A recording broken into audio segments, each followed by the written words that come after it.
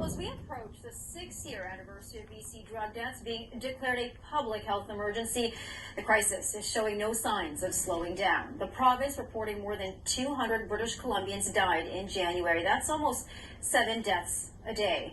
Nirmala Raniga is the founder of Chopra Addiction and Wellness Center, and she joins us now. Thank you so much, Nirmala. The first thing I wanted to ask you is more than 200 illicit drug deaths again in January. What is your reaction when you hear that? Well, good morning, Emily, and thanks for having me. First of all, this is tragic. This is very sad that we continue to see so many precious lives dying and to the toxic drugs. Indeed, very, very sad. You know, this problem has been going on for 6 years now, and as someone who specializes in addiction and wellness, do you see things getting worse? Well, we just have to remember something. Addiction is about isolation. And during the pandemic, especially the last 2 years, many people were isolated. They were not able to connect. And when we think about addiction, opposite of that isolation is connection. We need to connect. We need to connect with our loved ones, with our family. And the biggest issue I feel is the stigma, the continued stigma that prevents people from reaching out and getting that help.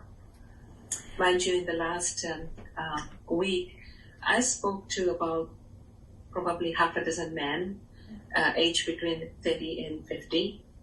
And it is said that these are men who have jobs, have family, and are struggling and looking for help. And often the shame is the thing that prevents people from seeking help.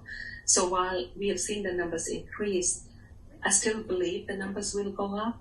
It is because this stigma we have we need to change. As a community, as a society, we need to change, and we need to provide more support to those who are suffering. I wanted to get your take on a clip here. Premier John Horgan was asked about the toxic drug deaths yesterday. Here's what he had to say. In order for us to truly make progress here, we need to destigmatize drug use. We need to destigmatize mental health issues so that people will come forward and seek advice and seek help and seek counsel rather than being alone, using without wanting to alert their families, their friends, their employers. These are significant challenges that go beyond government policy. The Premier's comments there. I absolutely agree with him that the stigma around mental health and addiction keeps people in that cycle of addiction. The shame people feel when they are in that addictive cycle, or when they're suffering with depression or anxiety, it is tough. That's why people isolate. And as family members, as community, as friends, as healthcare providers, we need to come from a place of compassion, no judgment, and really trying to support individuals.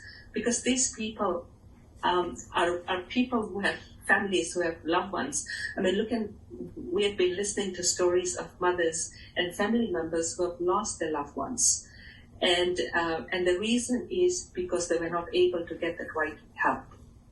And Nirmala, over the years, we've heard different approaches to solving this overdose crisis. The different pillars are needed. In your opinion, what will solve this emergency? Well, we need actually a collaborated approach, and it's not, addiction and mental health are complex, and we need multiple levels of multi-dimensional approach. We need, while we have detox, we're talking about safe supply, we're talking about harm reduction, we're looking for outpatient counseling or treatment beds. All of these things help. So it's not just about stopping a behavior or addiction. What really needs to happen is a person needs to walk through the emotions, that pain, that trauma, that shame that keeps that in that cycle of addiction. That actually, it's a commitment. It's a process, it's a journey of healing.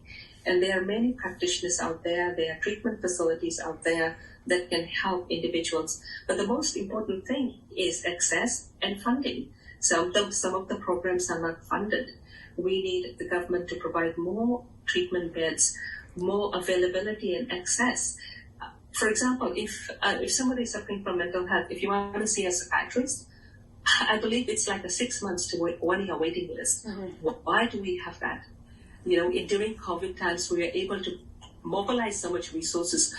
Why can't we mobilize those resources for people who have mental health and addiction issues? We can and we should, because these are our family. These are our loved ones. And I think it's really, really sad when we see young people, when we think about those numbers, 70% were males, just dying and life just gone like that. All right, thank you so much. That is Nirmala Raniga, the founder of Chopra Addiction and Wellness. Thank you so much for joining us today.